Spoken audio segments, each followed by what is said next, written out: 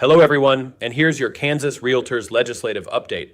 This week marked the final round of meetings for most committees this session, an important milestone as the legislature moves closer to adjournment.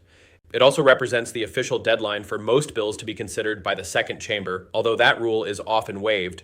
Even so, the session is clearly entering its final phase, with first adjournment scheduled for March 27th.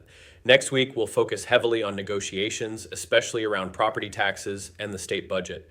Property taxes remain the most significant unresolved issue this session. There were some encouraging signs this week, and while differences between the House and Senate still exist, they do not appear insurmountable. Both sides seem increasingly motivated to reach an agreement and provide relief for property owners. The Removal of Squatters Act has now officially passed the Kansas legislature. House Bill 2378 was approved by the Senate on a vote of 39-1 after previously passing the House with strong support. The bill now heads to the governor. This legislation creates a faster process to remove unlawful occupants who have no legal claim to a property. It provides important protections for property owners and reflects work Kansas Realtors has supported for several years. On housing supply, Senate Bill 418 also advanced this week. The bill passed the House after several amendments and represents a strong step toward reducing barriers to housing development. It makes it easier to build single-family homes and accessory dwelling units, allows for private inspections if city approvals take too long, and reduces certain lot size and regulatory requirements. This bill is a strong example of collaboration between legislators and stakeholders to create more workable housing policy. Two additional housing-related bills also passed the Senate this week. One limits costly local mandates like fire sprinkler requirements in smaller multifamily housing, and another allows more flexibility for modular housing construction. Property tax reform also made some movement this week, although the path forward remains uncertain.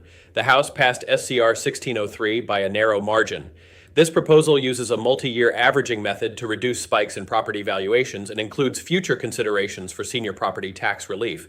However, like previous proposals, it does not fully address the underlying driver of property taxes, which is local government spending. This issue will now move into conference committee negotiations next week. Another important development is progress on property tax relief for disabled veterans. Senate Bill 434 creates a refundable income tax credit equal to 50% of property taxes paid on a veteran's primary residence. This ensures even veterans with little or no tax liability still receive meaningful relief.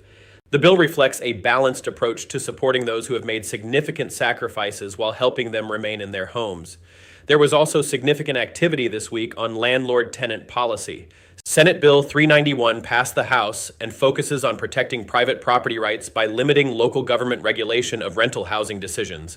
It ensures landlords can continue using standard screening criteria and are not required to participate in federal housing programs. Several other bills are also moving forward, including legislation addressing consumer protections, eviction record expungement, and short-term rental flexibility during major events. Looking ahead, next week will be focused on conference committee negotiations.